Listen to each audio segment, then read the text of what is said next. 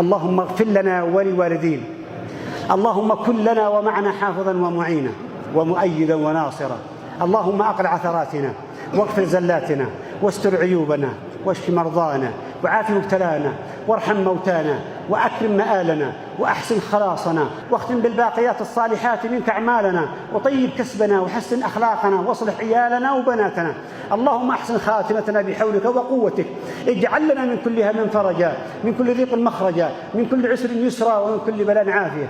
يا رب ما عصيناك استخفافا بحقك، ولكن سولت لنا أنفسنا أمرا فاغفر لنا ولوالدينا ولوالد والدينا ولمن لهم حقا علينا بالدعاء.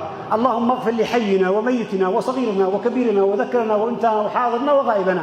من أحييته منا احيه على الإسلام، من توفيته توفي على الإسلام، وادخلنا جميعا الجنة دار السلام. طهر قلوبنا من النفاق والحقد والحسد والكراهية والبغضاء والمعاداة، وألف بين قلوبنا. إلهي وسيدي ومولاي،